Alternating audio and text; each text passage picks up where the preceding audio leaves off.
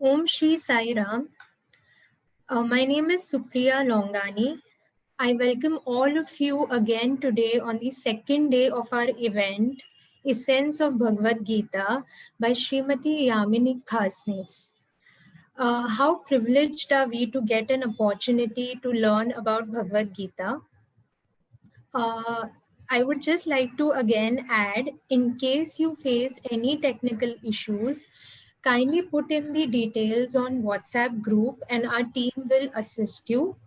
Also, if you have any questions, kindly note it, and at the end of the session, we will take all your questions. You can put them on the chat, or even if you are watching on YouTube, you can put it there on the chat. I would request everyone to always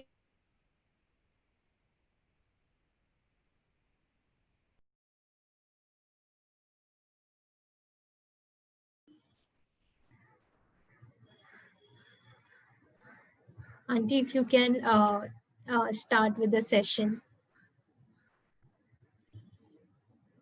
We'll begin with a prayer. Is my voice audible? Is it okay, Supriya? Yeah, Auntie, if you can be a little more louder. Huh.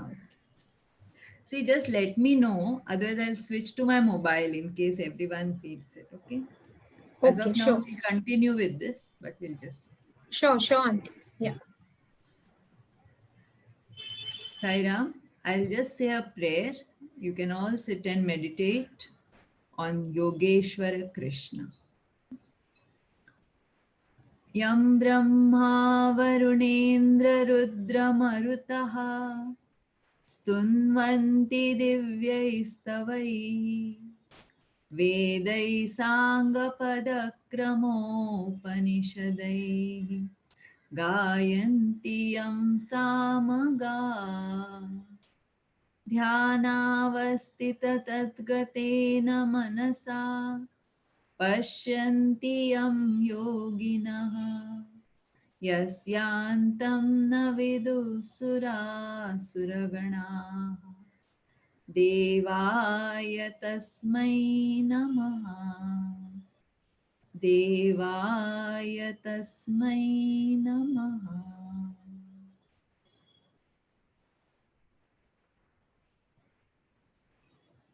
Bhagwan is the Abhinna Nimitta Upadana Karana.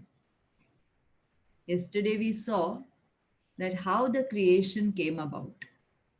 Satyam Jnanam Anantam Brahma. The definition of Brahma we saw, Satyam, which is there in the three periods of time, which is Jnanam, the knowledge principle, because of which we know what we know and we also know what we don't know. That principle which illumines all the knowledge.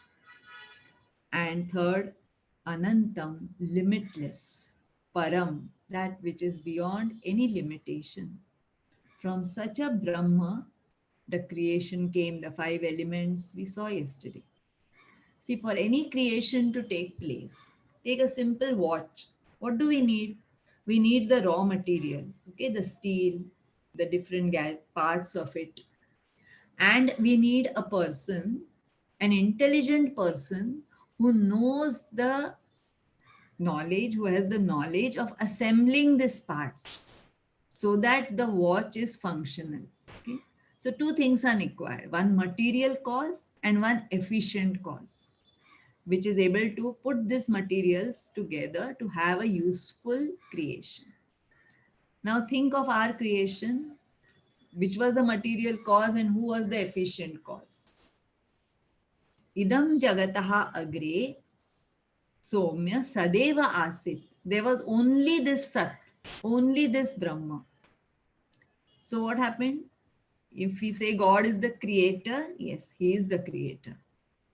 But if to understand that all the five elements from which the entire creation came out of him only.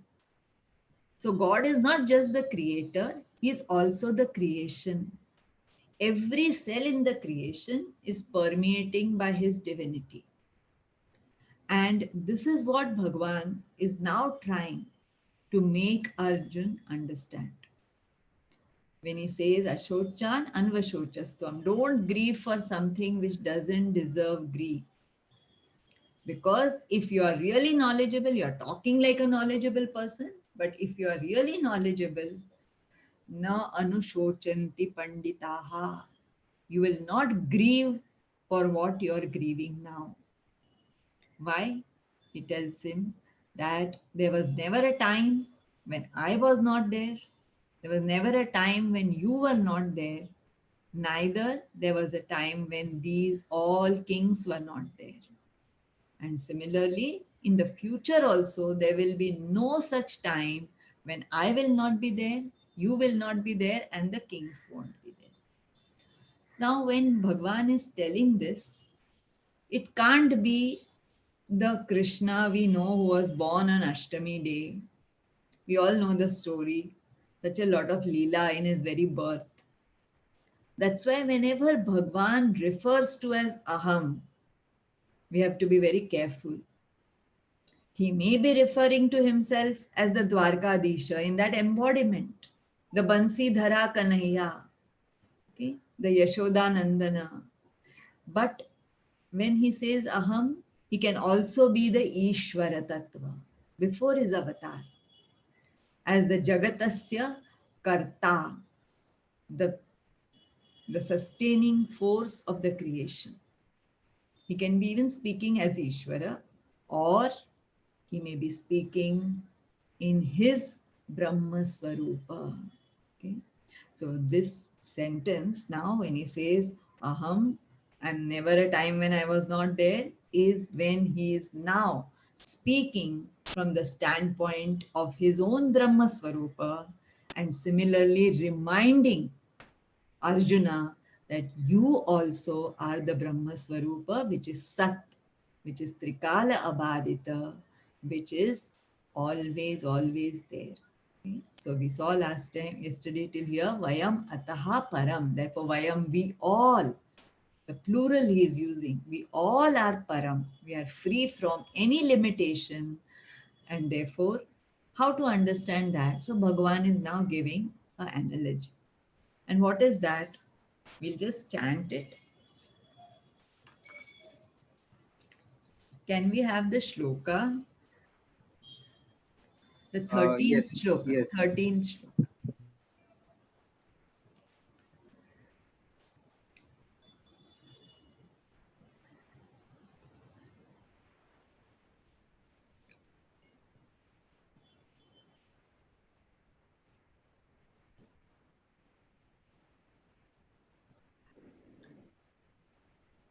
देहिनोऽस्मिन् यथा देहे कौमारं यौवनं जरा तथा देहान्तरप्राप्तिः धीरस्तत्र न मुह्यति अस्मिन् देहे यथा कौमारं यौवनं जरा तथा dehantara praptihi. So as we have undergone the various stages in our life, first the stage of kaumaram, childhood, then youth, and then old age. Maybe some of you have not reached old age, but jara is also one state. So what happens? Just as in the deha, see, we have a beautiful concept of deha and dehi. The one who lives in this deha is called as the dehi. Okay. So if one thing we have to understand, that we all believe in the Sanatana Dharma. Sanatana Dharma is not religion, but it is a way of life. And the main few tenets, the three tenets of the Sanatana Dharma, one is the law of karma. Okay, that as you sow, so you reap. Everything, whatever happens, is cause and effect. Second thing which you need to believe is punarjanma. Therefore, whatever karma you have sown the seeds now can fructify in any future birth, not necessarily this birth. Okay, and that's why punarjanma is something you have to accept. And third is that Bhagwan, though he is Sarva Shaktiman, though he can do what he wants without taking a name and form, yet with love for humanity, yada yada hi dharmasya glanir bhavati srujami aham, I create myself. Bhagwan comes with a name and form. Okay, so these are the avatar. So first is karma, second is punarjanma, and third is the avatar. These are the three things which you have to believe. Okay, and we don't say belief only in God. When it is, we are, when we say astikas, asti iti bhavana, you have to have faith in God, of course, but also in his vachana, in all what he has taught through the Vedas, through this. So you cannot say, I believe in God, but I don't believe in the Vedas. No, you have to have the Shraddha in Ishvara, in Guru, and the Shastra. Okay, so these are the three things which we need to know. So here Bhagavan is telling him like that, just as in the Dehi undergoes the three stages, similarly Dehantara Praptihi, we believe that when the time comes, yesterday I told you what death is: dissociation of the gross body from the subtle body. And the subtle body moves as per the karmas as decided by Bhagwan and will be given the next embodiment. Okay, and that's why it is. But what happens? Why are we all scared? We are because at that point of time, till the three stages were there, we were not worried because the same body continued. Now, once death happens, what happens? This gross body is left behind. And that is the reason why the person who doesn't know what death is, muhyati, as I said, the whole teaching is going to remove moha and shoka. What is moha? The wrong understanding, not knowing the true reality, not knowing that I am not the body, not the mind, not the intellect. I am the Satchidananda Swarupa, that because of which all these are functioning. I am that Tattva. And therefore, not knowing that, I take the body as I, and that is moha.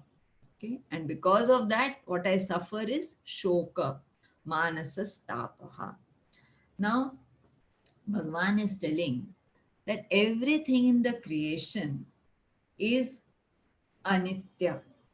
See, there are only two things. One is aham, and the rest all is idam. We know, we have heard this many times from Swami Advaita. Brahma is ekameva advitiya. Ekameva, only one. There is no two at all. So that one is that aham in me, and rest all other than that aham is idam. Okay, all that is perceived, yad drishyam tad jadam tat nashyam, whatever is perceived through any of the senses is inert, belongs to the idam category, this category, I and this. So it belongs to this. It has, what is the characteristics? Once it is drishya, it must be inert. And if it is inert, it must be nashya. It will perish one day or the other. Okay. So to make us understand this, Bhagwan now introduces a beautiful concept. We have the 14th shloka.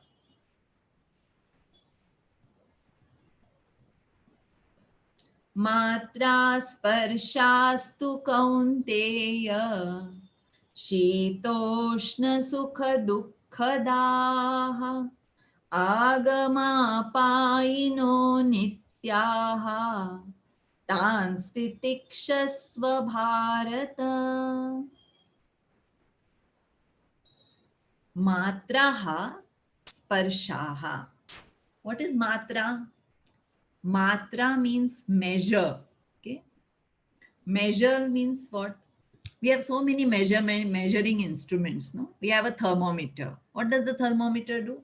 It measures the heat, right, of your body. Like that, our eyes are another one. Eyes we can understand. They measure. What do they measure? They measure the rupa. Then ears, what do they measure? The sound. The tongue measures the taste. The sense of touch measures the touch, whether it is smooth or whether it is rough. So they are like reporters. They report to us, whatever it is. Then they are not responsible for your sorrow. That thermometer, even if the temperature reads 105, is not affected. It doesn't feel sad. Oh, this is. It is just reporting. Its job is to report because it is jada. Similarly, your eyes also, they are jada.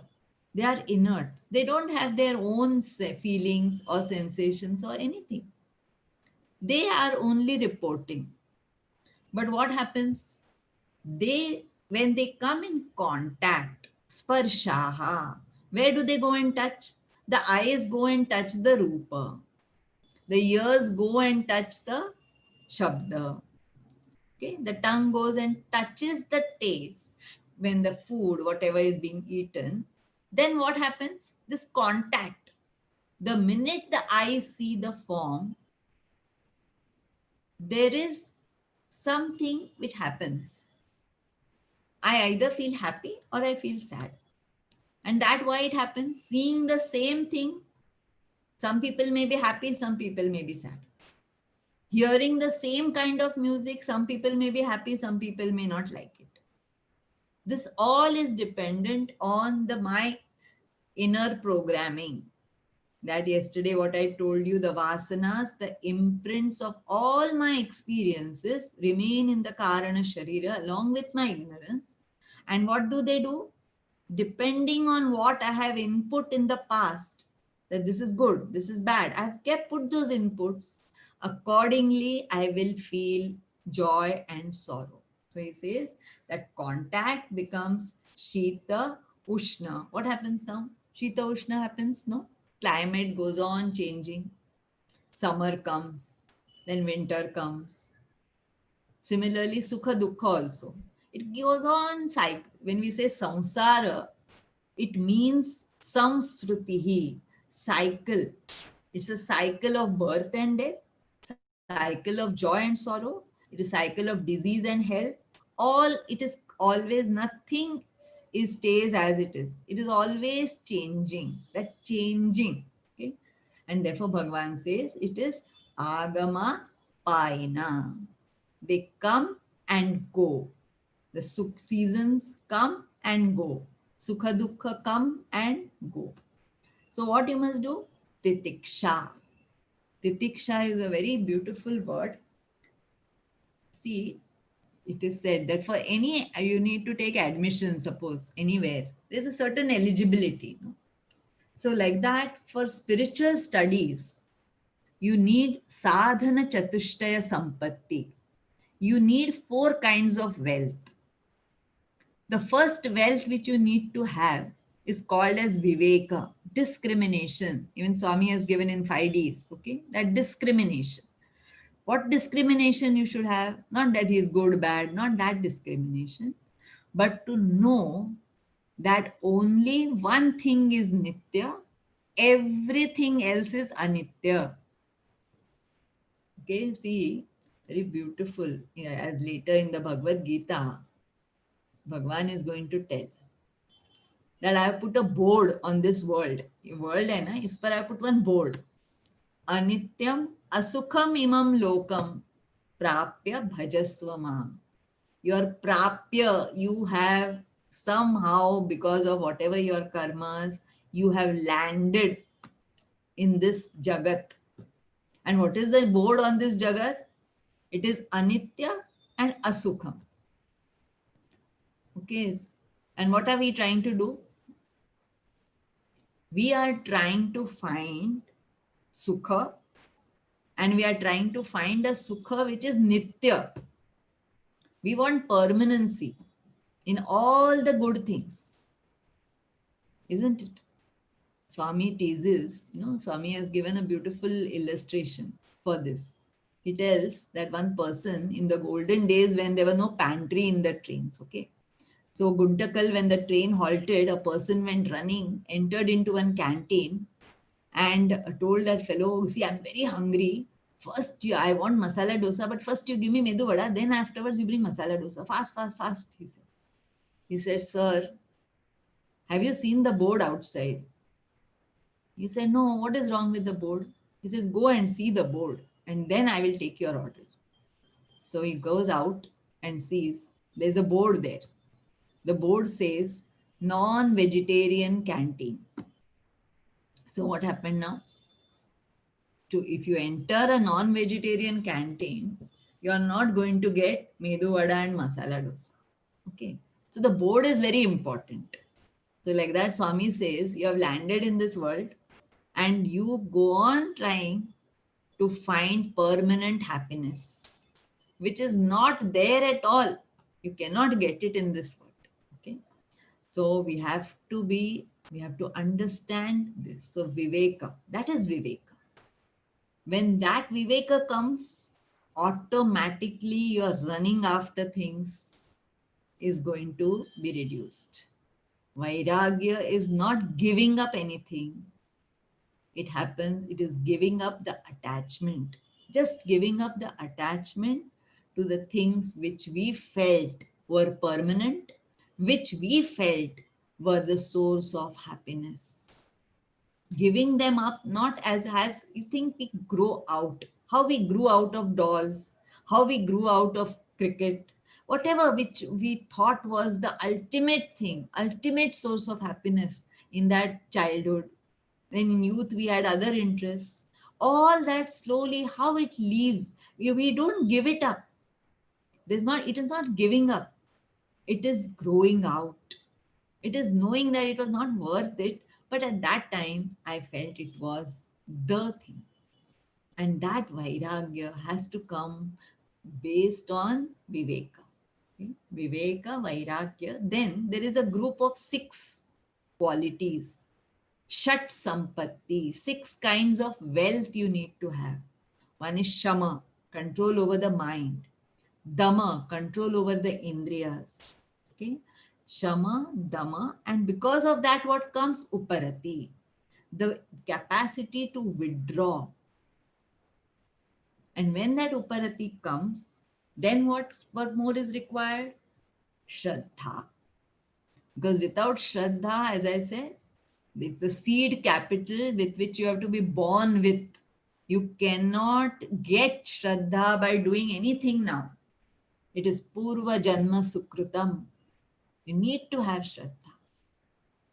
And you need to have Samadhana. Okay? What is Samadhana? Not just contentment. Samadhi, a buddhi which is having that pragmatism, that capacity to remain balanced in joys and sorrows. Okay, why? Because you are now taking admission for a higher pursuit. You have decided that I have done enough in the Anitya Jagat. Now I want something which is Nitya. And if I want it, I have to be able to fulfill the conditions required for that admission. And that is Viveka, Vairagya, the Shat Sampatti, okay, the Shamadama. And in that 6, which I have not told you, is Titiksha. Titiksha is what? Sahanam Sarva Dukkhanam Chinta Vishada Rahitam. The capacity to bear the pinpricks of life without, see, we all bear the pinpricks. How we bear? One kind of category of bearing is go on suffering inside. Suffers inside and results in what? Disease. Swami says, no, the 3 things are hari, worry, and kari. So that worry is what? Troubling oneself inside. And the other variety is they don't trouble themselves, they trouble others. That is what? Remorse. Go on talking bad. about what your problem is. Whoever you meet, you go on telling, how it is. So without both these, see the Shastra, how perfectly they have, the clause is so tight. Chinta Vishadarahitam. You must be able to bear the pinpricks of life without worrying and also without remorse. Okay? When that is possible, and see, titikshasva Bhagwan is used, those of you who will know, it is potential mood. Bhagwan is commanding, because otherwise you'll see throughout the Gita he says, Idam me matam, this is my opinion. Arjuna, if you want, you follow it, otherwise don't follow. But here he is not saying that. You have to, because there is no way out. In case you want admission to this beautiful knowledge, that knowledge which is going to liberate you from all sorrows forever, then what you need to do? You need to have four kinds of qualities: Viveka, Vairagya, Dishat Sampatti, and fourth one is Mumukshutva, the desire to be liberated. Muktum Ichha Mumuksha. Okay, so this one, that's why Bhagwan says that please bear this pinpricks of life, because whatever comes goes. Look at that. See, Swami, in one of the summer course discourses, Swami had said, see, we all know Sukha Dukha, we may not know. But Swami has said, what happens with Shita Ushna? What happens when the summer sets in, especially the Parthi summer? You have to go in for light cottons, isn't it? When the winter comes, you go in for little thicker clothes. Similarly, if you're going to travel to a hill station where it is going to be very cold. What do? You take so many woolens. Is it possible for you to change the outside world? No, we cannot change it. But we can adjust, isn't it? That is all what sadhana is about. The whole Bhagavad Gita is trying to teach us one thing, that we cannot change the Srishti. We cannot change the creation. I can only change my drishti, my perspective of looking at that Srishti. Okay? And that is why, that is how the slowly Bhagwan is going to introduce the concept of karma yoga. This is just by the by, okay, and that will come little later. But this is all what karma yoga teaches us: do what is to be done as an offering to God, and take whatever comes as his prasadam. Okay, but this is not the topic here, but just I want to tell you that Bhagwan is now just giving a hint of what he is going to teach in the future. But till here, we need to know that it is pertinent that we develop titiksha. Okay, because the next one, why should I? You may ask me. I'm not interested. I'm not interested. Isn't there some way out? No. Bhagwan in the next shloka tells that there is no way. Okay.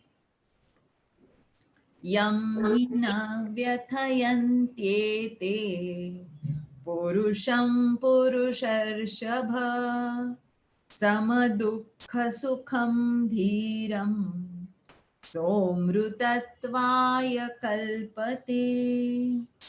He says, those purushaha, and he's see beautifully, as yesterday what we saw, that how he was needling him to bring out that remorse. Now here he's telling him, you are a purusharshabha. Rishabha is a bull. You are like a bull among men. It is bull in the sense, it is a shrestavachi. You're so great, Arjuna, you're so great. And great people like you, okay, should not do vyatha. What is vyatha? You should not get dejected. The state of Arjuna is enough to understand vyatha. Now, what does exactly Bhagwan want to tell? See, once it happened that Swami said that someone was telling that when my wife died, I couldn't stop crying. I was crying very bad. Then Swami consoled him and said, no, it is not wrong to cry. It is not wrong to cry. And that is why in the Ram avatar, I cried. Okay, I cried for my wife to show the Maryada Purushottama showed that it is not wrong. But it is important how long you keep crying. It is not that crying is wrong, but Swami said it is how long do you keep crying for it. That is very important, isn't it? A person one went to a Zen master and told him that I have achieved the best of everything. I have everything what anyone can seek for. But I have come to you to know what is the Zen philosophy about and how to live, you know. So he said, no, our philosophy is very simple. When something good happens, you smile and laugh. When something bad happens and you're sad, cry. So this person said, but that is what everyone does, isn't it? The guru said, no. The Zen master said, you go and meditate on this. This much alone is the teaching, but everyone doesn't follow it. You go and meditate and you'll get the answer. Sincerely, he went and he meditated. What was the answer? It is true. What happens? When something good happens, ha ha, hoo hoo, no? And so long afterwards, we go on talking about that. We go on talking any program, any successful project. After that, we all ga ga ga. It continues.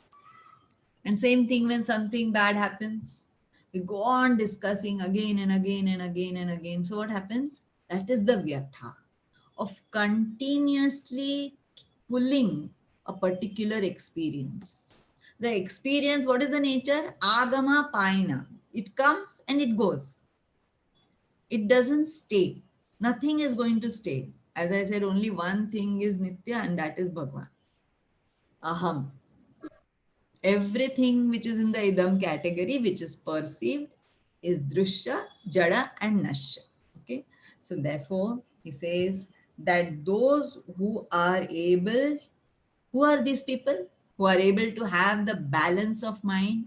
He calls them dhiram. Dhi means buddhi. Dhim rati.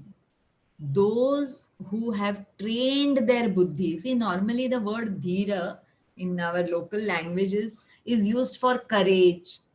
No, is used for in the sense of courage, being courageous. When can you be courageous? When you are able to ascertain the opposite of courage is what? Fear, isn't it? And why there is fear? Why do we have fear? Dvaitat vai bhayam bhavati. The Vedas have declared. If you have fear, you are suffering only because of one reason, whatever may be the cause of your fear, because you think there is something other than you. And when that Dvaita Bhava is there, you are continuously going to be fearful of competition, of someone becoming superior to you, whatever. And therefore, here he says, who are these Dhiram? They have used the buddhi properly. They have reveled in that buddhi. And which buddhi? The Sud. Remember, Arjuna was not an ordinary person. He was a very cultured person. So he knew where he should be sorrowful, where he should not be sorrowful. He had the Sudnyana. He was a Sudnya. But what is Bhagwan telling? Remember? Pradnya. Remember that? Pradnya Vadanscha Bhashase. So Pradnya is that wisdom. It is this special, this knowledge which only the Vedas, as I told you, Vedas is a means of knowledge which cannot be got through any human intellect, through any human methodology. We have to take recourse to the Vedas and abide by that. Have Shraddha. And why Shraddha is required? Because it is the Bhagavan Vacha, no? He is telling it. And if he is telling, it can't be wrong. And if you feel, no, this is very troublesome, this is too much, sama, dukkha, sukham, what is all this? So then, if there was a shortcut, if there was some simple method, like the touch method, that I touch you and you get the Atmajnana, Bhagwan, the Yogeshwara Krishna, the one wielding the 16 kalas, the Bhagavatam says, Krishnastu Bhagavanta Swayam, avatar bhi nahi bolna hai. He is full, the full Bhagwan, manifesting all the 16 kalas. Wouldn't he have used the touch method and given to Arjuna? Would he have allowed all this? Because he doesn't come in the way. He wants you to learn and experience yourself. Just as today we are experiencing all the sorrow and the pain and the doubts, at that level itself, we have to collect it.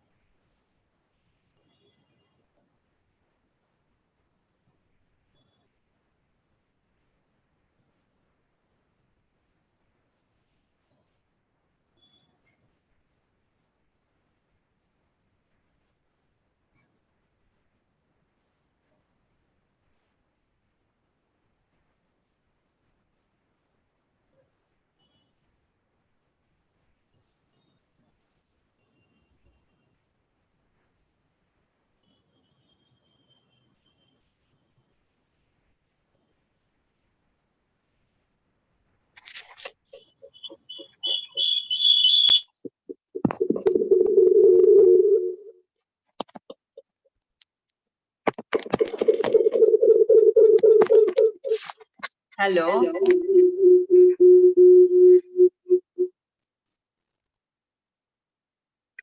Sairam auntie, I think you have to. I'm Dis- I'm still I'm yeah, just yeah, mute. Yeah. yeah.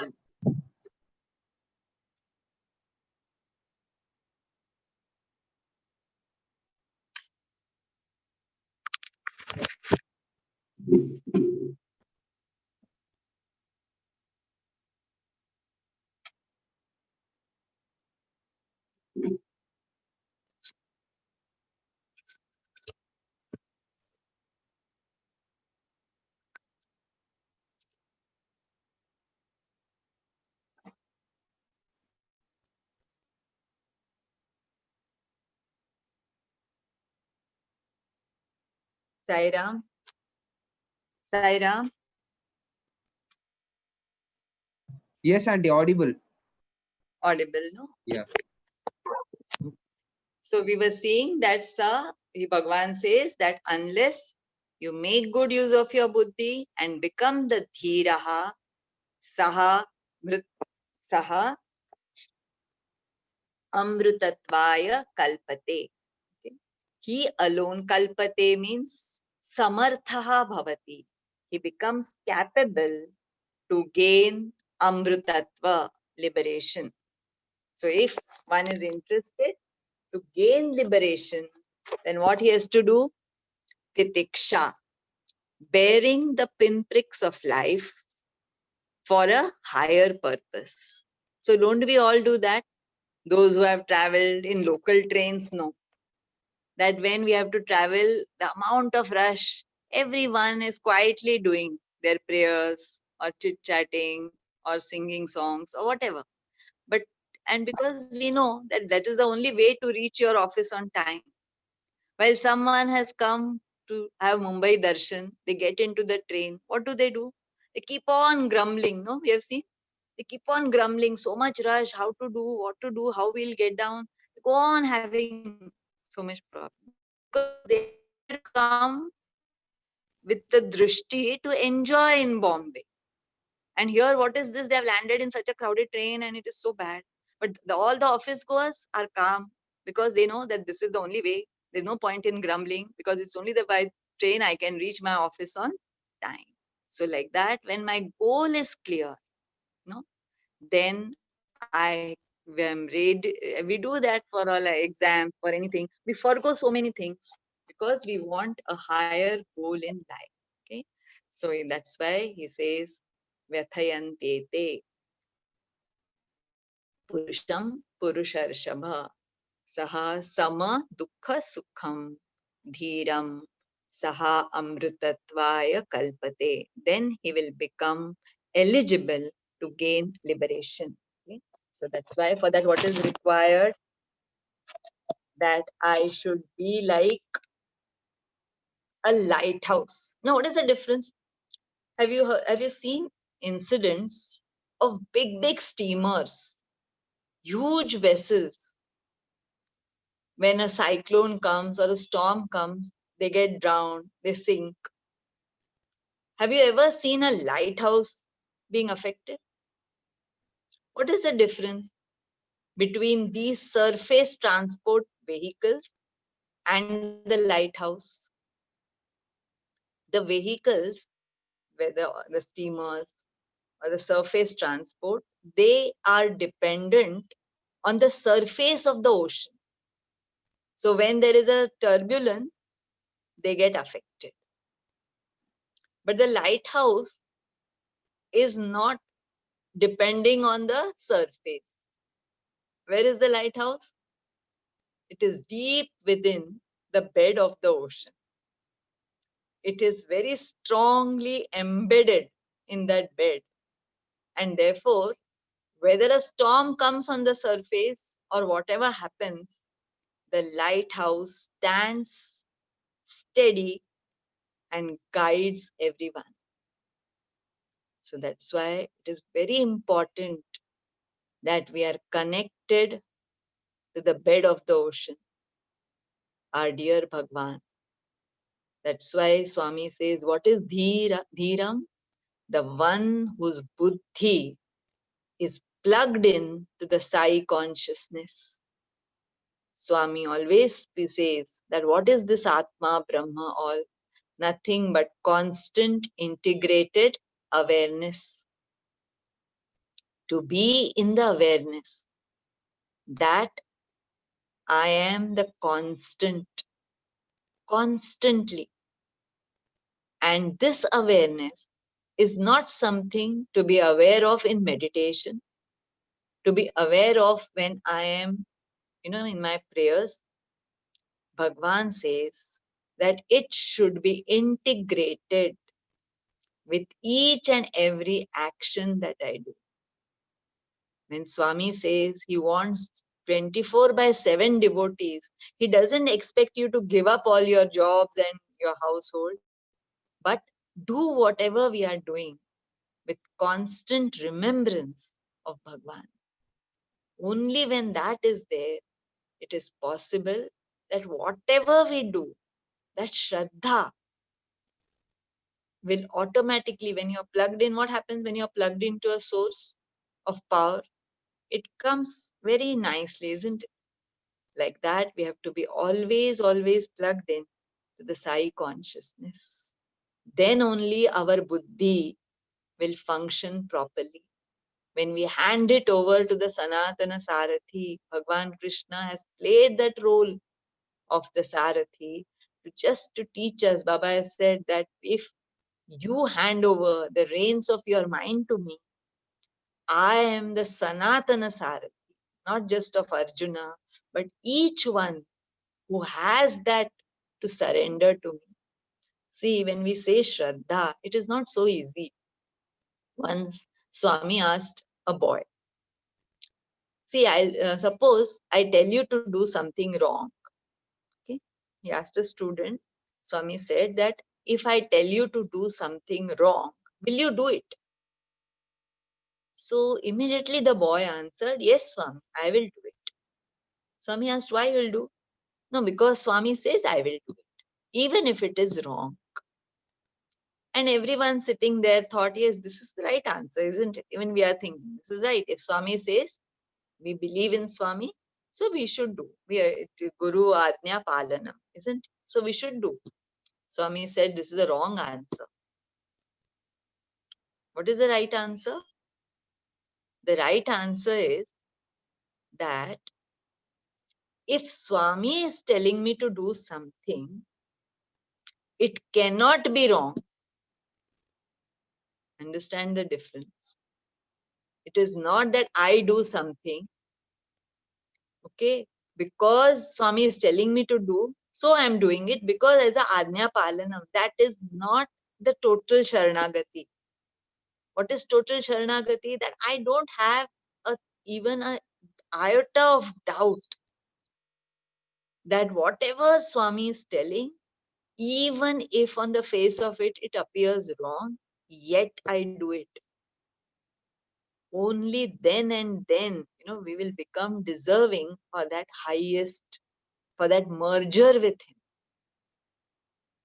We all know the classic example of Yudhishthira, he had tremendous Shraddha in Krishna. Not that he didn't have, but when the Narova Kunjarova, when that incident, he was asked to do something. He was asked to tell that. He went on feeling in his heart that I'm not doing the right thing. Lord Krishna is not telling me to do the right thing. It is adharma. It is adharma. It is said that because of this just that little doubt, he landed in hell for some time. Why? Not because he did the wrong thing. If he had the conviction that if Bhagwan is telling me to do it, can't be wrong. He who is the dharma swarupaha cannot tell me to do something wrong. This is the Shraddha which Swami wants us to have. Whatever comes, the sukha, dukkha, whatever comes, we have to have that conviction that it is he and he alone. Whatever, maybe it is an insult, maybe it is a hatred, whatever we face, we have to have the conviction that it is coming by his will, and I have to titiksha. I have to bear it without grumbling, without remorse, and also without worrying. Okay? Then only I will be ready for this highest truth. That's why he says Samadukha Sukham Dhiraha Amrutatvaya, that immortality, that which Bhagwan addresses us. Hey Amrutasya Putraha, to become that, what Swami wants us to become. For that we will have to start learning to bear the pinpricks of life without retaliating, and becoming sama in sukha and dukkha. Okay? Now, he's taking us to one level higher. Okay? We go to the next shloka. Can we have the 16th shloka? Nasato vidyate bhavaha na bhavo vidyate sataha ubhayorapi drishtontaha anayo tattvadarshibhihi. The first thing is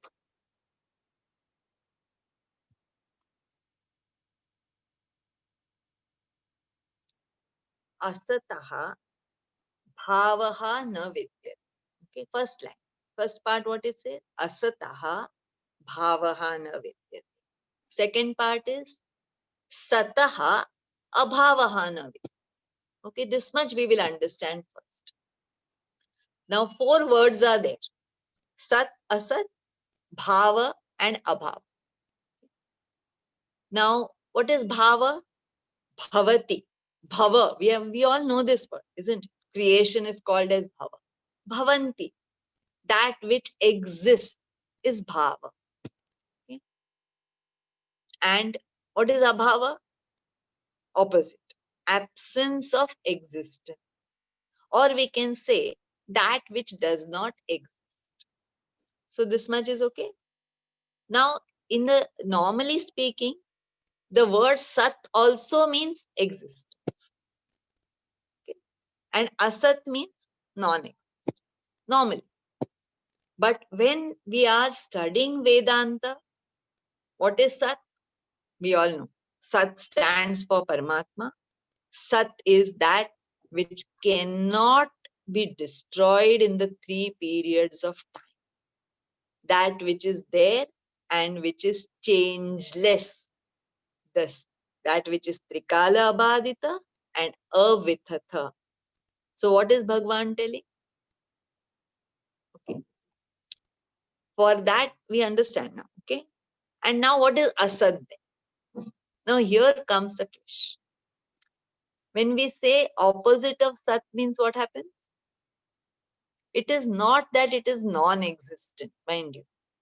Suppose something is non-existent, it has got another word in Sanskrit which is tuchha. Now like you say that your horns. Do you have horns? Can any human being have a horn? No. So if you say a man's horn, it is a non-existent thing. It doesn't exist at all. So there is nothing about it. There is no sorrow, no dukkha, no sukha, nothing, because it doesn't exist at all. But there is something which is in between. In between means it is not Sat. It is not that it is Trikala Abhadita. Okay? Remember that Sat. Sat means Nitya, that which is always there. It is not belonging to that category. Because now we have studied for the 5 shlokas, we know that Sat means it has to be only that Ekameva Advitiya Brahma. Okay, nothing else. Because everything else is Idam. It is Drishya, it is Nashya. So Sat, we are very clear about Sat now. But what is that Asat? It is not Sat and it is not Tuchha. So there is an appearance. It exists, but it is not real existence, but it exists.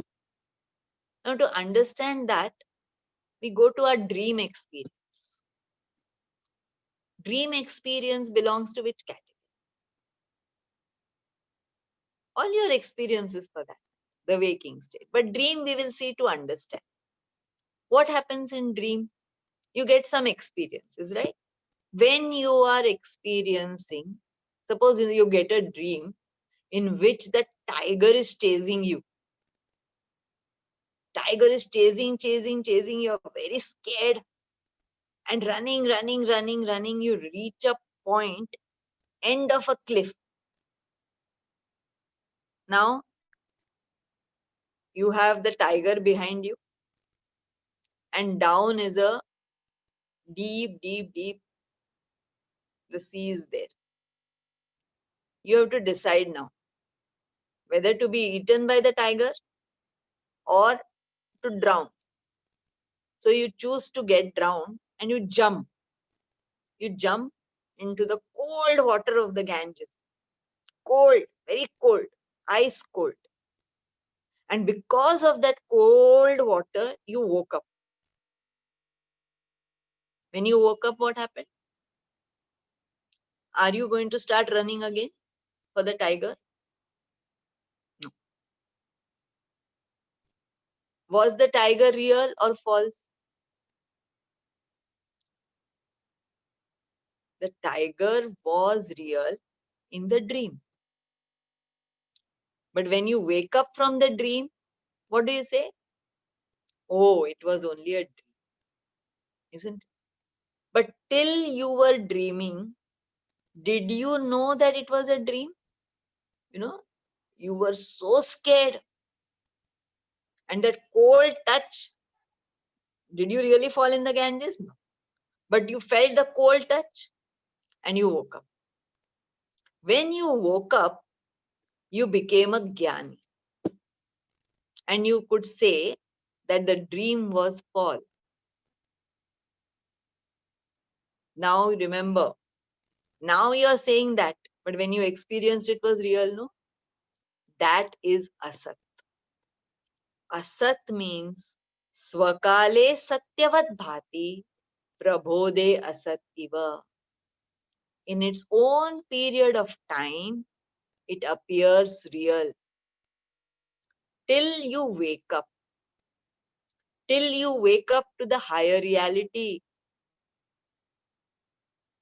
After waking up, you can dismiss that the dream was unreal, asat. But suppose in the dream you commit a murder and you woke up. When you woke up, will you go to the police station? Because you're a very law abiding citizen. So I have to go and report in the police station. No, you will not do that. Why? Because you laugh it off. You'll even tell your friends, Arey, you know what a dream I got today? Yeah, I murdered somebody. And you can all sit and laugh. Why? Because now you know that the dream is false. So Bhagwan is telling, asataha bhavaha na vidyate. That which belongs to this asat category has no existence even when you were experiencing it. Not afterwards, even when you were experiencing, it was not there. And sataha, that which is sat, there is never a time when abhavaha vidyate, na abhavaha vidyate. It can never be negated in the three periods of time. And what is that? Think of it. You were the one who was awake, right? And you were undergoing all the waking state experiences. Then you went to sleep. You went into deep sleep. You didn't know anything. And then you woke up. You didn't wake up. Before that, you went into dream and you had that wonderful experience of the tiger adventure and you jumped down. All that in the dream. And then again you woke up. The experiences were so different.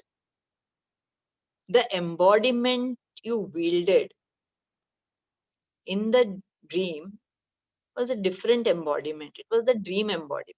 It was not this embodiment. This embodiment was lying on the bed, right? It was not running. Now, what is the definition of Sat? Trikala Abhadita, which continues. That one, see, because you are able to recall, that means you are only experiencing or not. Can we recall anybody else's experience? No. Before you went to sleep, what all you did, you can remember. Then in the dream, what you experienced, and again when you woke up, everything you can remember.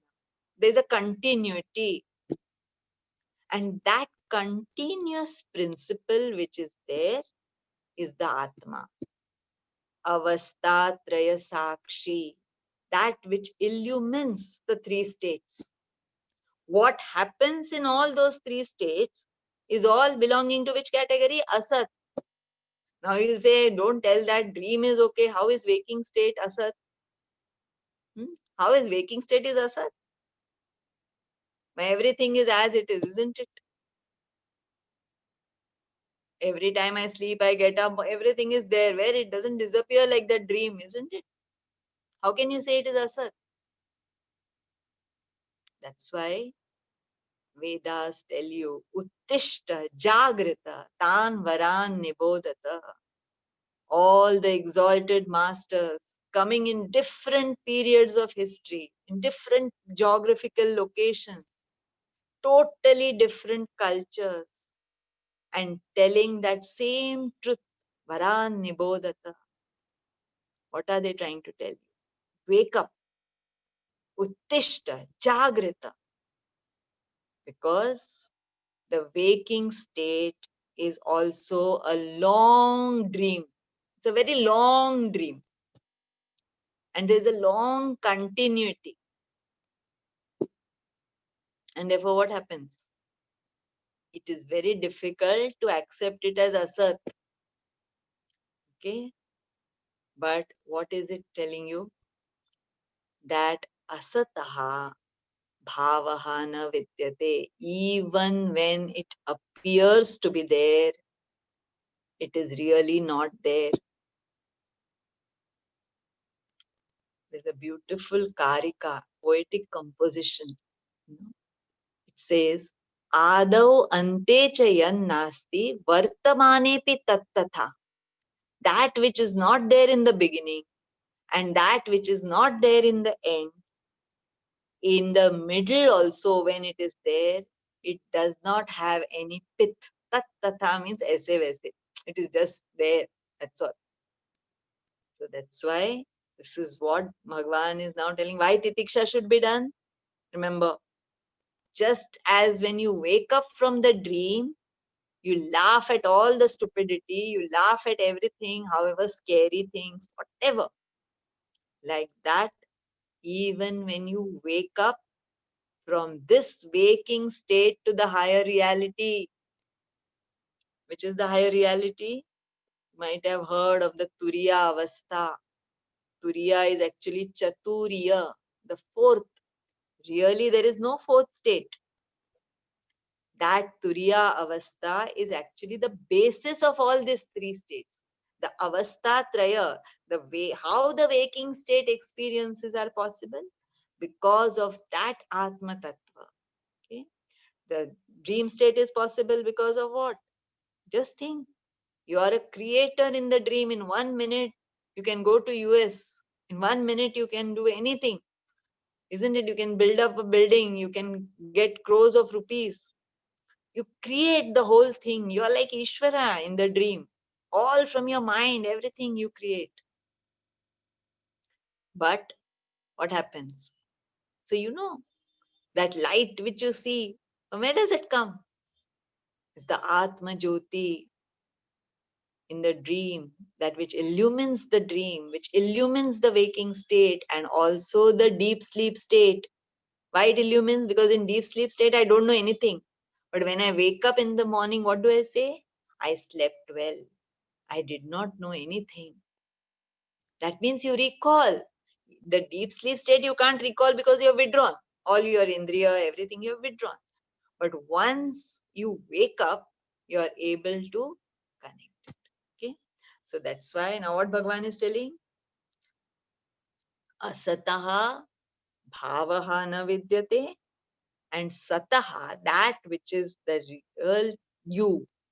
There is no abhava at the three periods of time. Then what is required to be done? Itna to samjha. What is Bhagavan trying to tell? Ubhayo api drushtaha antaha. See, the tattva darshibihi. What is tattva? We saw yesterday, isn't it? Tat pada means the Paramatma pada. Tattva. Tattva means that principle. We have not to get carried away by the name and form, but that tattva, the Paramatma tattva, darshibihi. Those who have had the darshan. And what is this darshan?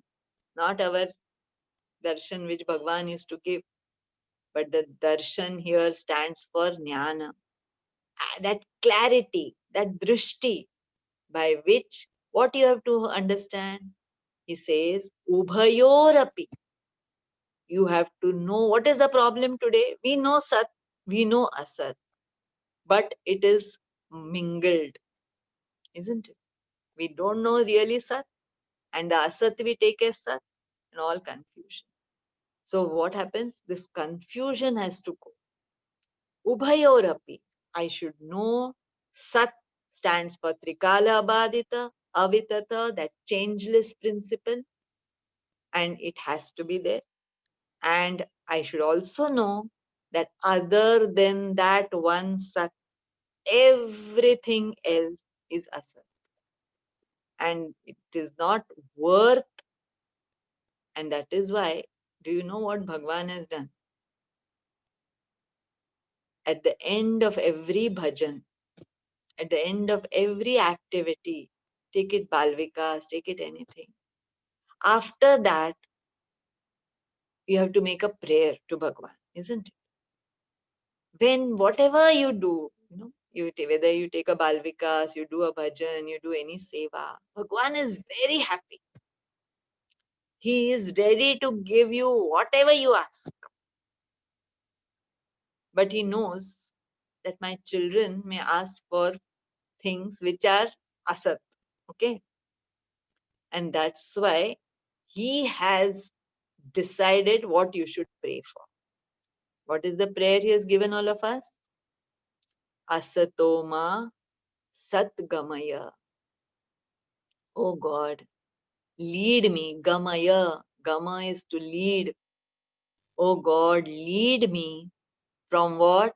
Asatoma. Let not ma means no, let me not go to asat. Satgamaya. How to go that? Tamasoma Jyotirgamaya. Lead me from this ignorance, the darkness of ignorance, to the light of knowledge, by which I can see the Sat as Sat, see the Asat as Asat. No, Ubhayorapi drishtaha antaha. Anayoho. They see as it is. They see Sat as it should be seen.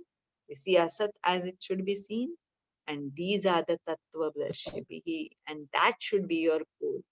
So that's why he says, and if you do that, what Bhagwan has already told, Saha Amrutatvaya Kalpate, he will become deserving to gain that highest knowledge by which you can realize what Bhagwan tells you. Bhagwan has addressed you in number of times, lakhs of people. What has he told? Each one of you is Divyatma Swarupa, Prematma Swarupa. He says, don't come the load and immediately putting your hand forward. Yes, if you do that, he's a shopkeeper. If you have the currency of punya, he gives you. But what he says, I give them what they seek so that they may one day seek what I've come to give.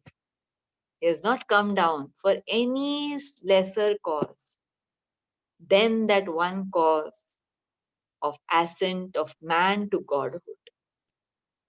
And it is the onus is on us now to fulfill his mission. Okay? And therefore, that is the prayer he gives. Mrityor mam amrutam gamaya.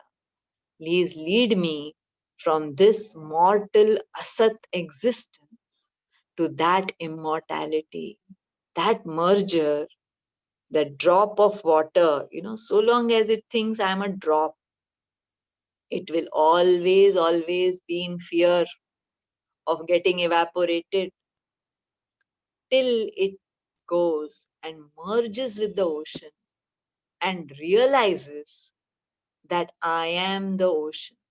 I am not a drop. I am the ocean. I'm not a part of the ocean, man. That is Vishishta Advaita. Advaita says that I am the ocean is the realization. Okay. So that's why we all have to travel. लहर ढूंढे लहरी को, कपड़ा ढूंढे सूत, जीव ढूंढे ब्रह्म को, तीनों ऊतों के ऊत, सियावर रामचंद्र की जय. So let us not become ooton ke oot. Let us not become filtered idiots. But let us realize that the leher and the leherin, the dehi and that Paramatma is one and the same. Kapda dhunde soot. How many times our dear Swami has they removed this of the handkerchief to show you that handkerchief is nothing but these threads. So the threads should know that I am the handkerchief. So that's why that is the ultimate prayer which Bhagwan has given us. And let us all be in that awareness, in the constant integrated awareness. Let us become lighthouse to the world by being embedded in that Parama Chaitanya and live in constant integrated awareness. Okay, Sai Ram. Normally, Bhagavad Gita, whenever we do the teaching, even though the teaching has begun with Ashochan Anvashochastva. Okay, where did it begin? That which doesn't deserve grief, don't grieve, O Arjuna. And the teaching ends in the 18th chapter, 66th shloka, which says, Sarvadharman parityajya mamekam sharanam vraja aham tva sarva papebhyah mokshayishyami ma shuchaha. So therefore, as I gave you that example, don't have that strong notions of right, wrong, good, bad. Believe in Bhagwan and do very much what you can do with full trust, full shraddha, being connected to Him. When you are in constant integrated awareness, you cannot do anything wrong. Many times people say that I prayed to Swami and yet when the time came I spoke harshly. That means Swami only did it. No, Swami will never speak harshly. Whenever, even when we say I've surrendered, the minute the ego takes over, the minute I think again that I and mine will come, Swami moves away. So if we want Swami to play the music through all of us, we have to become hollow like that flute. Then only he will hold us to his lips. Okay? And that's why Mamekam Sharanam Vraja. In Sharanagati, when the river merges with the ocean, there is no identity left of that river. Like that, my identity, I have to give up totally. And therefore, then only what will happen, he says, Aham tva sarva papebhya, even if certain things you feel have happened, that sin also I will remove all the wrongdoing, the result, and ma shuchaha, don't grieve. So you see, the teaching began with don't grieve for something which doesn't grieve, doesn't deserve your grief. And finally, Bhagwan gives the promise of a lifetime, ma shuchaha, please don't grieve. I am here to take all the burden, isn't it? So therefore, here the Bhagavad Gita, we always say, is a happiness class. It teaches you how to be happy in spite of whatever happens. Okay, so that's it. Sairam. Sai Ram. Thank Yeah. you, Auntie. That was really enlightening. Actually, especially for someone like me, that example of the daily local train was very useful to actually understand that you in this life you don't have any other option, but you have to travel anyhow. So I think many of the people who actually commute day to day would have felt the same. Thank you so much for taking us deep into the knowledge. For a moment, it was we all felt that for we were all Arjunas listening to you, very uh, taking as just like a sponge, as it absorbs the water. So we were just absorbing all that knowledge that you were just sharing with us.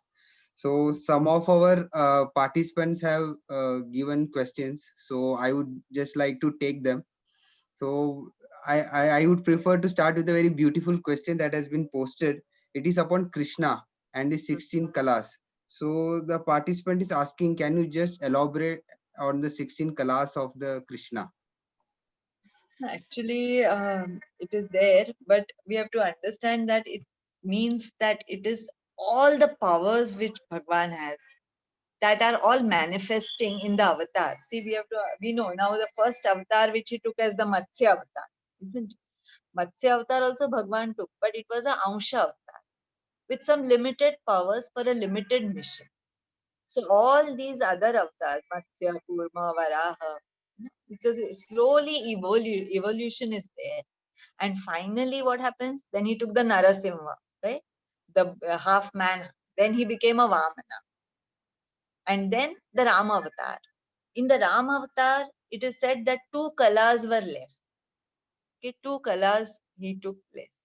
And in the Krishna avatar, he has taken the entire power. Means they say Krishna's to Bhagavanta Swayam. Means as the Vishnu Bhagwan with all the powers. If you just understand the thing that how he shifted from Mathura to Dwarka.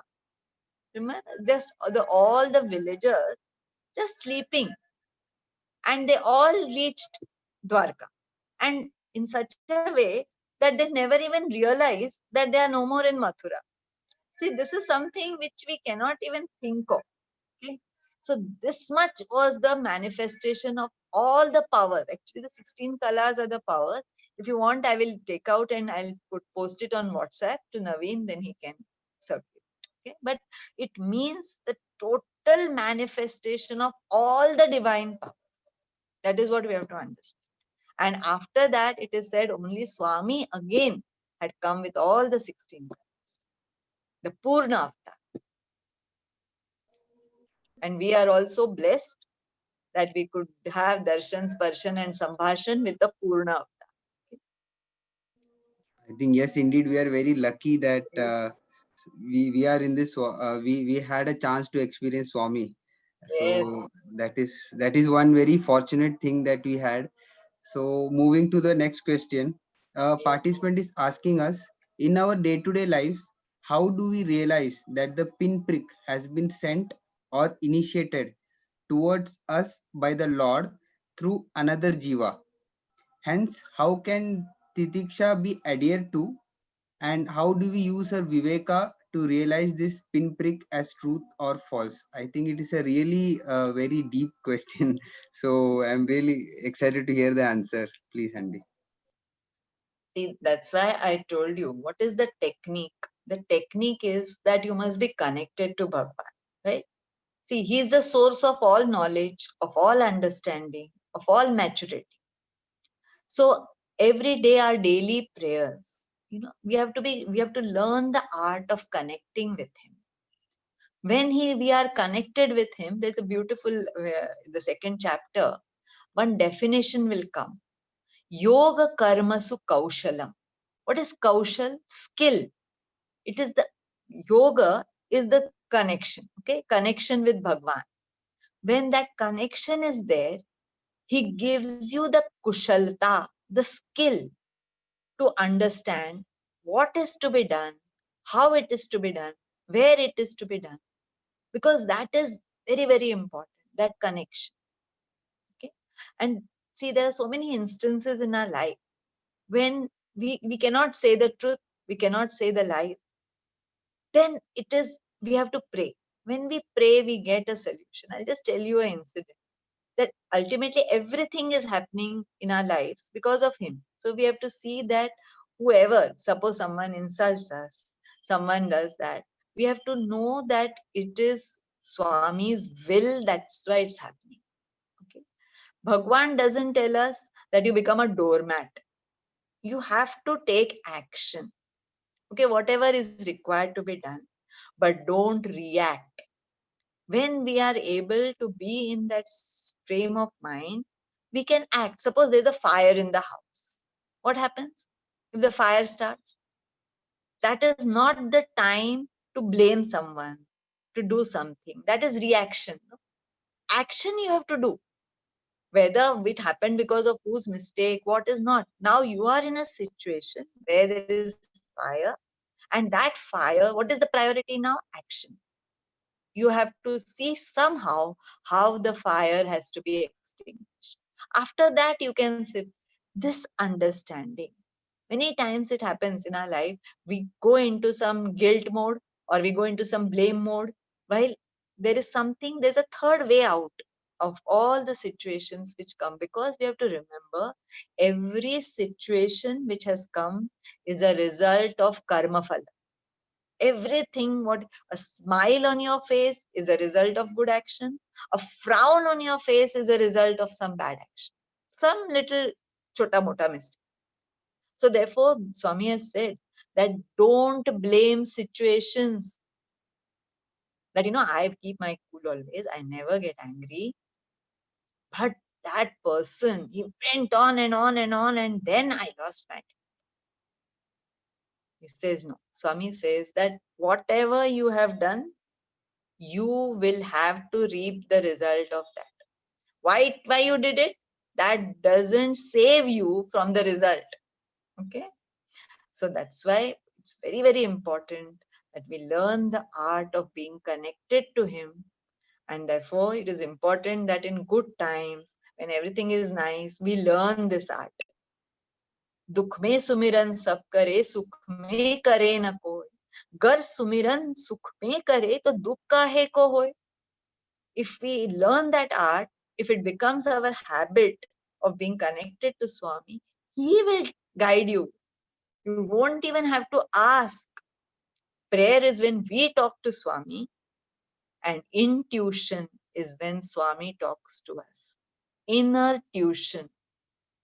You will get the answer clear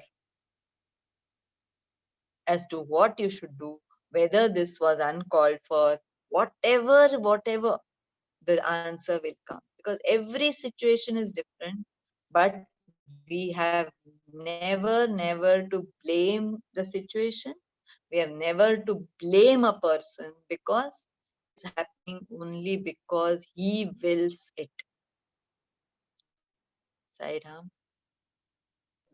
Sai Ram. I think many of us, or maybe most of us, would have gone to tuitions, but it's time that we also now take our inner tuition also. That is what that answer actually told us. Another question from a participant is, what should one do for getting liberation in this physical body itself, or maybe while in this physical body itself? How to get liberation? Liberation you will get in the physical body itself, because we have a concept of moksha that it is like some going to some kind of heaven or some like pedder road or something. It is not like that. The minute the moha kshaya takes place, that minute you are liberated. Ihaiva tairjitaha sargaha yesham samme stitam manaha. When your mind abides for a moment also in the Sama Brahma, which we have seen today, if your mind is able to abide, and it should be a realization, not information. Okay, as I said, see, when you are hunger, how you feel your hunger, and when you eat food, how your hunger gets appeased, both are experiential, right?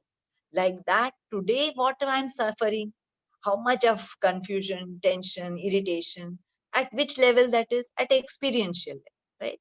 So even my knowledge that all this is asat and I am sat, I am the Satchidananda, all this also has to be experienced. Mere information is of no use. If you're very hungry and I read out to you the recipe of how to make a pulao, it is not going to appease your hunger. In fact, your hunger will get more. You'll get irritated with. So it is very important. Swami says this is not an information technology, it is a transformation technology. So I have to, that's why every minute I have to learn to give up for small things. No? Small things ko let go karna hai. Then only I can think of letting go of the identification with this body. So the minute the realization takes place, you are freed from the cycle of birth and death. You will not be born again. That is pakka. But what happens is, this samskara of being identified with the body is not a one-time samskara.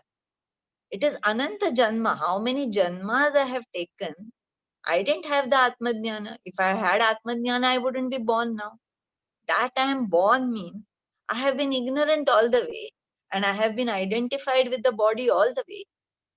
So now, having realized that I'm not the body, not the mind, yet what happens? Again and again, it is called as a habitual error. The Deha Abhimana, that I am the body, again and again that samskara will keep sprouting.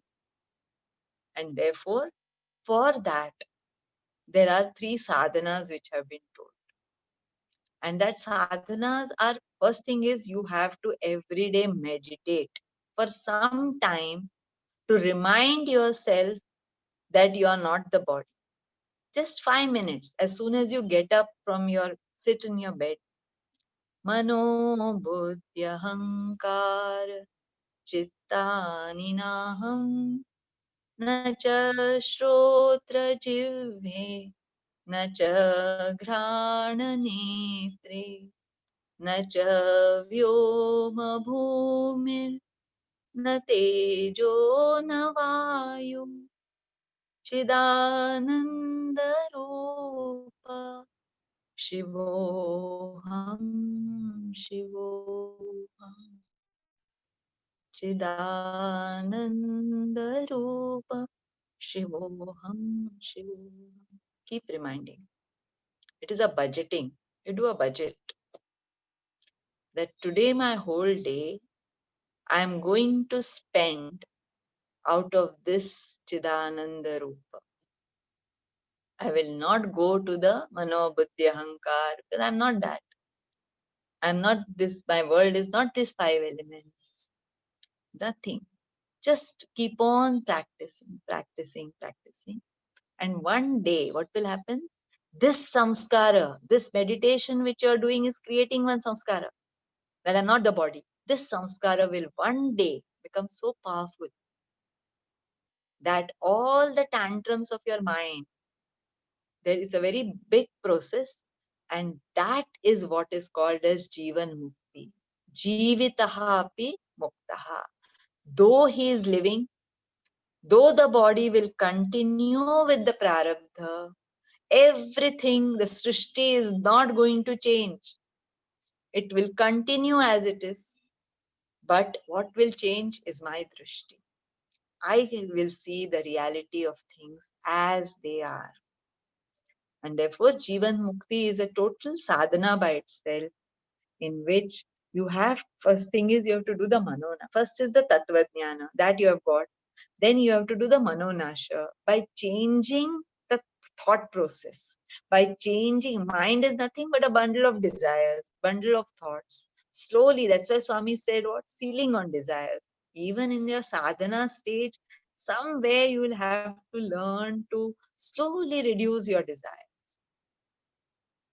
And then the last is the vasana kshaya. Those imprints, how they will go? The Ashubha Vasanas are there because now I may be a very good person, but in some Janma I may be a Rakshasa, maybe a bad person. All those Vasanas are there. So that's why the Shubha Vasanas. I read good books. I expose to good literature. Bhalvika's class is the best thing to give, in which we give Shubha Vasanas to the children. I remember Nimish Bhai telling the parents that we promise you, we don't promise you that your children will become good children, but we promise you that they will never become bad children. Why? Because so much of Shubha Vasana, so much of goodness we are giving them, that their bad Vasanas are going to be pressed down, down, down and down. And like from a bottle, suppose you fill something in a bottle, what comes out first? What has gone in last, right? So what will come out if I have just come out of meditation and someone irritates me also? I'm not going to get irritated because this vasana I have generated. The uppermost vasanas are the ones which will come out. And that's why all these processes, as we keep on doing, then even while being living, we will be liberated. Okay, Saira. I think that is one thing that we always can remind ourselves, Shivoham, Shivoham, that Yes. that is one word Best. every day. Best thing. That's why Anna, that is the budgeting in the morning and night. We have to do a self audit. That did I yes, use only Satchidananda or I used my Deha Buddhi and my Mano Buddhi, all that. That is the self audit. So yes, it's yeah. So you have to begin with budgeting and end with self audit. and also very kind of Bhagwan that he has given a Shama Pratna also when we find something wrong to improve ourselves. Correct. Correct. Must. It is a must. So, so we move on to the next question. How does Bhagavad Gita describe the current illness across the globe? So, like in this times, actually, I think the participant wants to ask that is there that we have lost connections with all the uh, nature or something that which has brought us to this stage, like the current pandemic which you're going through, and how does Bhagavad Gita describe it, or maybe how to come out of it? See, actually Bhagavad Gita doesn't directly tell, but I'll tell you. There's a letter given by Swami, our Swami, to Swami Chinmayananda. Okay, when the one big yajna was done, the first at the national level in Bangalore, our Swami was the chief guest. He went there, inaugurated, and he's given him one letter. Okay. In that letter, very beautifully, the whole importance of the Bhagavad Gita, Swami has written. It's a wonderful letter. In that, Swami has said, see, we have to understand that every individual, Swami says, is a Vyashti. Okay, I'm an individual. And the Vyashti is a part of the Samashti. Right? You understand that? That I'm not an individual by myself. I'm a part of the whole. That's why in the Virat Swarup, what did Krishna show? That everything is one. It is not that though we think that it's like we are drops of the ocean who are all become the ocean. So what Lord Krishna is saying, that everything is in this one form, the Virat Swarup. So the Vyashti is a part of the Samashti and Srishti is a part of the Parameshti. Okay. So whatever we do, whatever harm to the Srishti comes back to us from the Parameshti. Everything, whatever we do, is going to come back. See, whether it's a cyclone, whether it's a rain. See, very beautiful in the Bhagavad Gita, the 3rd chapter. Yajnat bhavati parjan. It's a long this, but I'll just tell in short. What does it mean? What does parjanya stand for? The rain. The whole cycle. We all know no, how the rain cycle in school we have all studied. But the ocean remaining the same, the sun remaining the same, what do we see? Sometimes there is no rain, sometimes there is heavy rain, sometimes there is flood. And why this happens? Because Bhagwan says this Parjanya, the geography is there, the rain cycle is there, but Yajnat Bhavati Parjan. And what is Yajna? Yajna is sacrifice. Okay, this is the English word for it. What is sacrifice? Made sacred. We all know how a yajna is conducted. There is an altar and we go on offering, isn't it? We go on offering things into that. And each time when we offer, what are we saying? We are supposed to say, whatever we, suppose we say, Agnaye Swaha, Idam Namama. This I have offered to Agni Devata, Idam Namama. This is not mine anymore. Varunaya Swaha. This is the rain god I'm offering. Idam Namama.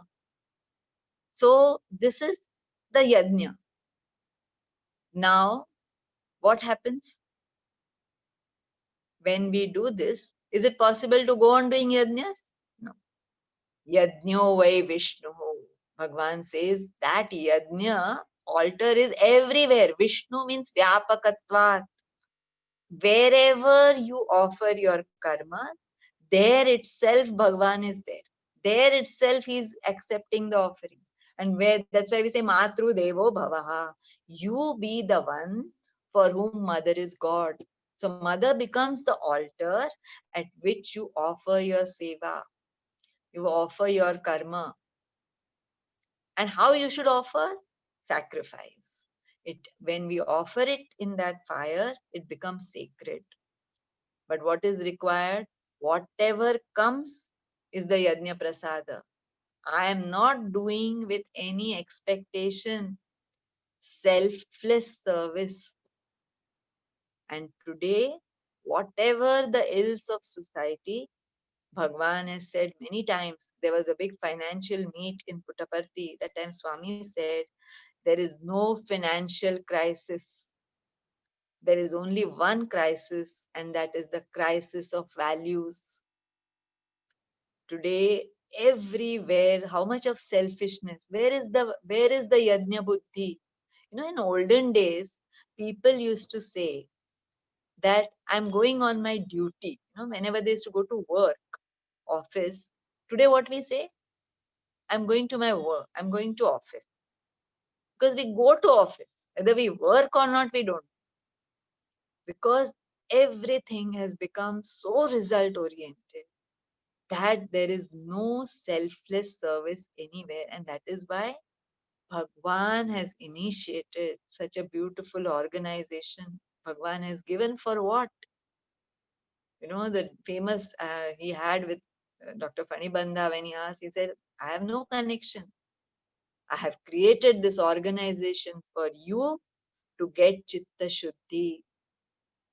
So many Sai devotees on the right Bhagwan, just by his very presence in this universe. He has not visited any of the countries, but all over the world, people living the Sai way of eating sattvic food, doing seva anywhere, all over the world. It is a platform to do selfless service. Bhagwan has given us that. And maybe I feel the millions of devotees in all the 200 countries, because of which the corona has taken a much lesser dimension. That is what I really feel. That today it is, no doubt, it is a pandemic, but it could have been worse. But for these 200 countries, the Sai organization, and maybe there are some others also doing good work, but the only key to bring back the balance in nature is sacrifice. Sacrifice is not just doing yajnas, but the yajna buddhi of selflessly doing things just for the love. See, when we say Ishwar Prityarthe, it is not what to make Swami happy or anything. I have to do it in such a way that it is not to please Swami. It is something I know which is the right thing, and I'm doing it with love. Not because Swami, I have to make Swami happy, because I love to do it the way Swami wants to. Okay, it should be my love for Bhagwan, which initiates my actions. Then only they will be really selfless. And that will automatically bring back the equilibrium in the whole of creation. Sairam, that was, I think, introspection and sadhana are two things that we can actually use this time to. And many of us, through Swamis, will are lucky that we are connected through this digital platforms and really hearing this satsangs actually. It is a So Karuna virus, for spiritual seekers, it is a Karuna virus. yes, Karuna. yes, because so many places, so many good things are happening to the digital platform where with the knowledge which we found difficult to grab, now it is actually available on digital platform. Many people are coming forward. Really, Swami's Karuna that he wants to introspect maybe for And the this. other thing is that automatically sealing on desires. Because if Yes, all the malls are closed, everything is closed, isn't it? yes, Automatically there is sealing on desires. feeling on desires. Two questions are related to the Mahabharata actually. So we would actually post it in the WhatsApp group. So I would request our participants to check out our WhatsApp groups. And one final question on sadhana. So we will take that. Uh, when we are doing sadhana to control our feelings and meditate, and if someone is discouraging us repeatedly, how to react? Should we ignore it? That is the question. See, first you should know what is your goal in life, isn't it? If it is your goal and you have to reach there, what did we say? Titikshasva, isn't it? Means you have to bear. See, this is all a part of the sadhana. Remember, all they say, nindak ko bithao baju mein. You know, Kabir has said, the nindak, one who criticizes you, one who needles you, usko baju mein bithana hai. Kyun baju mein bithana hai? Because he takes away a lot of your sins, you know, without you undergoing them. He says, Tirtha Kshetra. Why they say Tirtha Kshetra? Water rehta hai na udhar. And this Nindak, Kabira says in his Doha, that he cleanses you bin sabun bin pani. Okay, without soap, without water, he cleanses. Because see, many times it happens in office when I was working. Sometimes we have bosses, who persecute you for no reason. So my friends would feel very bad and they would tell me, what is this? And they should not do like that to you. I used to tell them, Yamini may have done a lot of good things, but Yamini must have also done a lot of bad things. So how those bad things will finish? वो भी कर्म खत्म करना तो पड़ेगा ना. So how it will finish? By something happening negative in our lives. Either it will be an illness, or it can be a financial loss, or it can be something else. So when somebody is insulting you for no fault of yours, what is happening? Your one karma is getting over. Puttaparthi Swami students call karma cutting exercises. So these are all karma cutting exercises. So when you are meditating, there is lot of durita kshaya to happen in our lives. Because how much ever we are leading good lives, we don't know how much of duritas are there, how much of wrongdoings we have done in the past. So someone is going to be instrumental in helping us to cleanse that. So all whatever negative happens in our life, how can we be happy? By remembering that by this, what has happened? One bad karma over.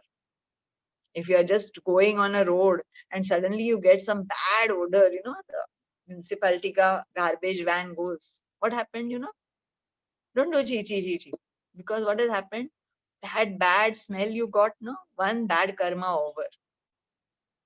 So you just understand when the person, whatever the impediments which are coming, slowly one karma, one obstacle, because it's not blaming anyone, because I have earned that obstacle. I have done something because of which the obstacles are there. That person becomes instrumental in cleaning, me, like the organization is a platform for Chitta Shuddhi, so also the whole world becomes a platform for me to make my Chitta Shuddha, so that I can realize who I am. I think that is one very good way, that whenever something doesn't happen according to our choice, we can always say that one bad karma has been cut. Karma cutting exercise is what we can do often. So thank you very much. As a representative of all the participants, I would really like to thank you, Auntie, and also on behalf of everybody present here and the organization. Actually, if I would like to sum up in one word, is that all are asking that please ask Auntie to speak often on Bhagavad Gita classes. So that is, or on Bhagavad Gita and all the chapters. So that is one thing that we will surely let you know, and we will plan with Auntie, and you can hear it about it from us soon or later. So thank you so much. One final request is that people had asked what is the right book where we can refer for Bhagavad Gita shlokas. So if you have one good book link that you can share with us, we will post it in the WhatsApp group for the reference of our all the participants. And also thank you so much to all the participants who are joined from all parts of India, and also we can see races have been received from outside India also. So thank you to all the participants as well. And last but not always, Swami, thank you to Swami for giving us this opportunity, and it is his will that it could take place. So thank you so much, Auntie, and thank you so much, everyone. So I would request Sister Vibha to kindly play the prayers, our closing prayers, please. Sai Ram.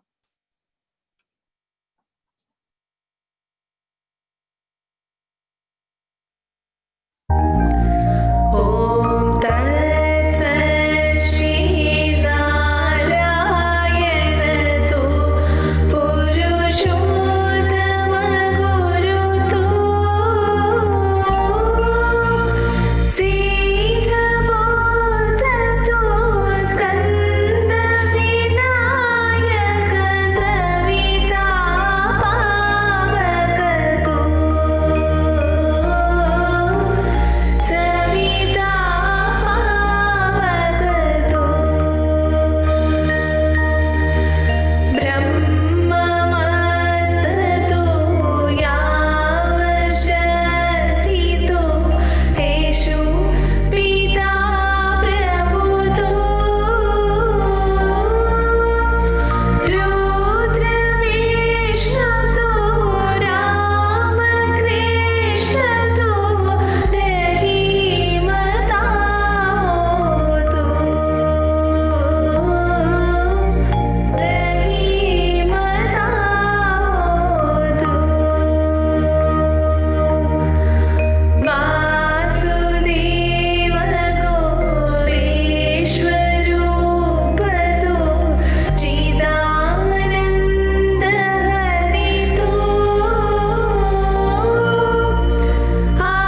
Advitiyatu Akara Nirmaya Atmalinga Shivatu Atmalinga Shivatu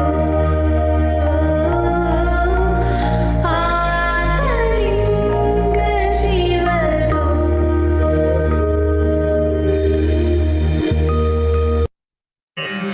समस्तलोका सुखिनो भवन्तु समस्तलोका सुखिनो भवन्तु समस्तलोका सुखिनो भवन्तु ॐ शान्ति शान्ति शान्तिः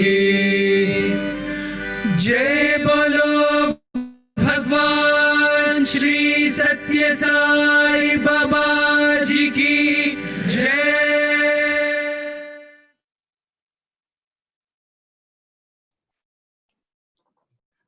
Thank you so much, everyone. It was really a deep question answer session and almost a long session, and everyone had waited with us very patiently. Thank you so much. Thank you, Yamni Auntie, and thank you, Bhagwan. For further programs, we will surely keep you posted on our WhatsApp groups. Jai Sai Ram. We shall close the meeting now.